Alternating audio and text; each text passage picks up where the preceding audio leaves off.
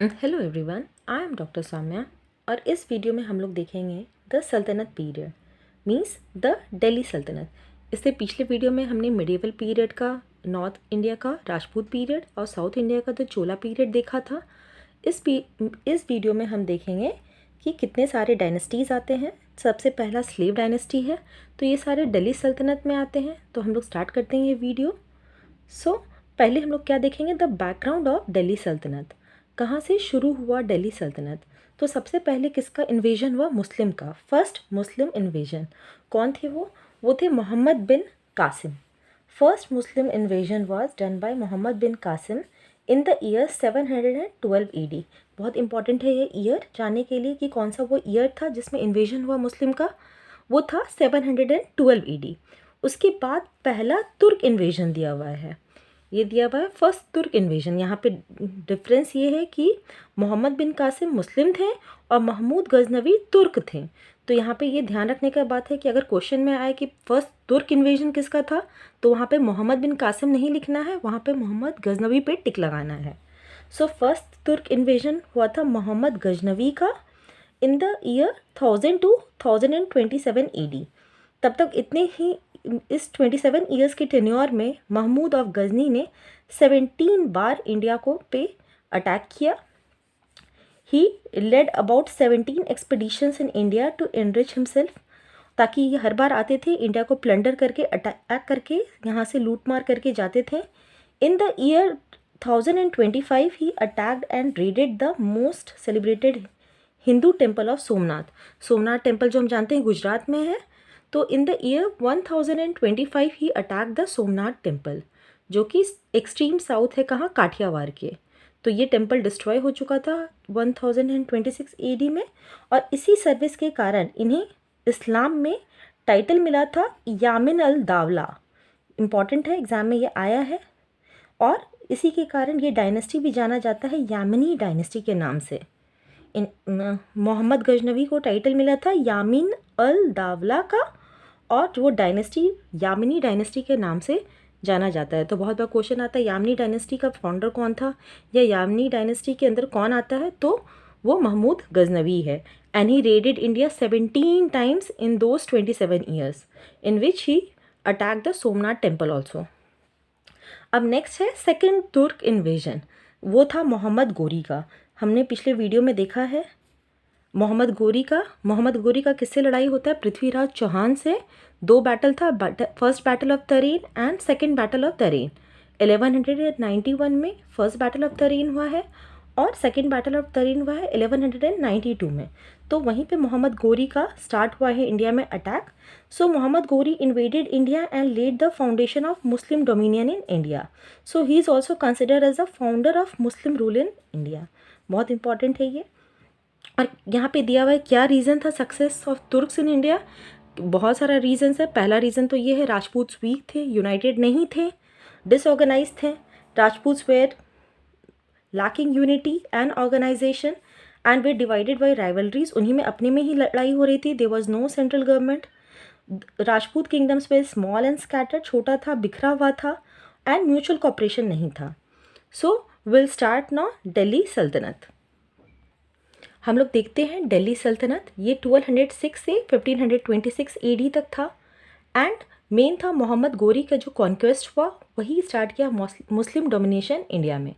तो पहला यहाँ पे हम क्या देखेंगे, the period can be divided into 5 distinct periods. 5 periods है, slave dynasty, Khilji dynasty, Tughlaq dynasty, Sayyid dynasty and the Lodi dynasty.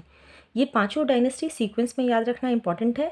बहुत बार अरेंज करने भी दे दिया जाता है एग्जाम्स में कि कौन सा डायनेस्टी पहले आया। तो सबसे पहले हमारा आता है द स्लेव डायनेस्टी। बहुत इंपॉर्टेंट है ये स्लेव डायनेस्टी, स्टेट PCS के लिए बहुत बार ये क्वेश्चन आता है। तो स्लेव डायनेस्टी का नाम क्यों पड़ा? क्योंकि यहाँ पे हम देखेंगे कि जो पहले इसके थे ये कुतुबुद्दीन ऐबक, वो स्लेव थे। स्लेव किसके थे? मोहम्मद गोरी के। स्लेव मीन्स गुलाम, इसलिए इसे गुलाम डायनेस्टी भी कहा जाता है। तो स्लेव डायनेस्टी का टेन्योर था 1206 to 1290 AD। यहाँ पे हम पढ़ेंगे किसके बारे में? कुतुबुद्दीन ऐबक के बारे में। He ruled only for 4 years। यहाँ पे दिख रहा है ना 1206 to 1210, only 4 years। He was the Turkish slave by origin. He was purchase by Mohammad Ghori. ये मोहम्मद गोरी के स्लेव थे एंड बाद में मोहम्मद गोरी ने इन्हें गवर्नर बना दिया था. And after the death of Ghori, when Ghori died, Aibak became the master of Hindustan. And इन्होंने ही गुलाम वंश का स्थापना किया और the slave dynasty in 1206. He was also called Lakh Bakhsh. Lakh Bakhsh मतलब गिवर ऑफ लाख्स. वो बहुत ज़्यादा डोनेशन करते थे, जनरस थे, so he was also called Lakh Bakhsh. He died in 1210 while playing chaugan और पोलो. बहुत बार ये क्वेश्चन आता है कि कौन चौगान या पोलो खेलते वक्त घोड़े से गिर के मर गया, तो he was none other than Qutbuddin Aibak. He constructed 2 mosque. इन्होंने 2 मॉस्क बनाया, कुव्वत उल इस्लाम दिल्ली में और 2.5 दिन का झोपड़ा अजमेर में. इंपॉर्टेंट है, क्वेश्चन आता है 2.5 दिन का झोपड़ा किसने बनाया, तो 2.5 दिन का झोपड़ा भी कुतुबुद्दीन ऐबक द्वारा बनाया गया है, और कुव्वत उल इस्लाम भी जो दिल्ली में है वो भी कुतुबुद्दीन ऐबक द्वारा ही बनाया गया है. और and also he started the construction of Qutub Minar. Qutub Minar का कंस्ट्रक्शन तो स्टार्ट कराया, but he could not complete it. अपने नाम पे ही है कुतुबुद्दीन से कुतुब मीनार, और वो किसके ऑनर पे था कुतुब मीनार बनाया गया था, सूफ़ी सेंट ख्वाजा कुतुबुद्दीन बख्तियार काकी. तो किसके नाम पे, जो सूफ़ी सेंट है इनका भी नाम में कुतुब है, और वो जो सूफ़ी सेंट है उनका भी नाम है Qutbuddin Bakhtiyar Kaki. So Aibak was a great patron of learning and patronise writers like. इनके कोर्ट में पोइट थे और उन्हें पढ़ना पसंद था, और वो जो राइटर्स थे जैसे कि हसन उन निज़ामी और फ़कीर ई मुदब्बिर. यहाँ पे ऑथर ये किस किस बुक लिखे वो इम्पॉर्टेंट है. हसन उन निज़ामी है ताज उल मसिर का, और फ़क्र ई मुदब्बिर है अदाब अल हर्ब का. तो ये 2 इम्पॉर्टेंट चीज़ है, एग्ज़ाम में क्वेश्चन पूछ दिया जाता है क्वेश्चंस को टफ बनाने के लिए, तो आई थिंक इसे ध्यान में रखना होगा. नेक्स्ट आता है इल्तुतमिश. ये actually I think I made a mistake here. यहाँ पे जो कुतुब मीनार है वो उन्होंने अपने नाम पे नहीं, कुतुबुद्दीन बख्तियार काकी के नाम पे ही रखा है, इसलिए उन्होंने अपना टाइटल भी कभी सुल्तान नहीं रखा. तो ये कुतुब मीनार नाम भी कुतुबुद्दीन बख्तियार काकी के नाम पे ही है. ठीक है, अब हम लोग देखेंगे Shamsuddin Iltutmish. He ruled from 1211 to 1236. तो इल्तुतमिश कौन था, ये भी स्लेव था किसका, कुतुबुद्दीन ऐबक का, क्योंकि ये स्लेव डायनेस्टी है. एंड ही वो थ्रोन पे कब आए, आफ्टर डिपोजिंग आराम शाह. आराम शाह था एक रूलर, उसको हटने के बाद ही इल्तुतमिश थ्रोन पे आया. ही बहुत केपेबल रूलर थे, and he was actually the real founder of Delhi सल्तनत. एग्जाम में क्वेश्चन आता है who was the real founder of Delhi सल्तनत, तो आंसर कुतुबुद्दीन ऐबक नहीं होगा, इल्तुतमिश होगा. क्यों, क्योंकि he made Delhi the capital. पहले कैपिटल लाहौर था, लेकिन दिल्ली को कैपिटल किसने बनाया, इल्तुतमिश ने. So he was considered the real founder of the Delhi Sultanate. And he also save Delhi Sultanate from the wrath of Genghis Khan. Genghis Khan कौन है, मंगोल लीडर है, तो इन्होंने सेल्टर उसे मना कर दिया और इस तरह दिल्ली सल्तनत को बचाया. ही इंट्रोड्यूस 2 कॉइन्स, जीतल एंड टाका. जीतल क्या था, जीतल था कॉपर कॉइन और टाका था सिल्वर कॉइन. बहुत इंपॉर्टेंट है, कॉपर कॉइन था जीतल एंड सिल्वर कॉइन था टाका. पूछा जाता है कि हु इंट्रोड्यूस्ड जीतल एंड टाका, तो सिल्वर कॉइन था टाका और जीतल था कॉपर कॉइन, जो कि इल्तुतमिश ने ही इंट्रोड्यूस किया था. He organise the iqta system. ये भी बहुत इंपॉर्टेंट है, आता है question, who introduce the iqta system. So iqta Iltutmish, I for iqta, I for Iltutmish. इस तरह मैंने अपने टाइम में याद रखा था, आई होप ये आपको भी हेल्प करेगा. And he also introduced reforms in the civil administration and army. इन्होंने एक बहुत इम्पॉर्टेंट एक टर्म था चहलगानी या फिर Chalisa, official nobility of slaves, वो ऑर्गेनाइज किया था. चहलगानी चालीसा, 40 नाम पता चल रहा है, ग्रुप ऑफ 40. तो ये 40 नोबल्स का ये ग्रुप था, मतलब ऑफिशियल नोबल्स ऑफ स्लेव्स, क्योंकि ये स्लेव डायनेस्टी था. तो ये मेन वो ग्रुप थे ऑफिशियल्स के जो इल्तुतमिश ने फॉर्म किया था. And he completed the construction of Qutub Minar which was started by Aibak. Since Aibak could not complete it, so it was completed by Iltutmish. And he patronised whom Minhaj उस सिराज, जो ऑथर था तबाकत नासिरी का. ये बहुत इंपॉर्टेंट है, ये बीपीएससी एग्जाम में बहुत बार आया है कि तबाकत नासिरी किसने लिखा है, तो मिन्हाज सिराज ने लिखा है. Now will see who is Ruknuddin. Ruknuddin कौन था, बेटा था इल्तुतमिश का, and he was crowned by his mother Shah Turkan. अब हम यहाँ क्या देखते हैं, सबसे इंपॉर्टेंट रूलर कौन है, रज़िया सुल्ताना. रज़िया सुल्ताना कौन थी? The first and only Muslim lady जो रूल की इंडिया, या फिर बोल सकते जो दिल्ली सल्तनत में थी. First and only Muslim lady who ever ruled India. Very important. She ruled for almost 4 years.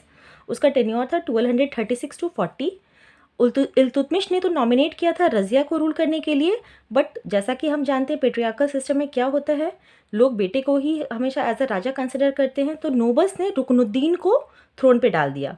तो रज़िया ने रुकनुद्दीन को हटा के वो खुद थ्रोन पे आ गई, but she was not popular among the nobles उसे पसंद नहीं करते थे. She was popular among the people. लोगों को वो पसंद थी, लेकिन नोबल्स को वो नहीं पसंद थी, इसलिए नोबल्स चाहते थे उसे हटाना. And she offended the nobles by her preference for an Abyssinian slave Yakut. अब यहाँ पे एक आता है Altunia. So what Altunia did is he got Yakut murdered and imprison Razia. इसने रजिया को इम्प्रिजन कर लिया, याकुत का मर्डर कर दिया. And Razia married Altunia and in 1240 we see that Razia became the victim of conspiracy हुआ and she was killed near Kaithal, Haryana.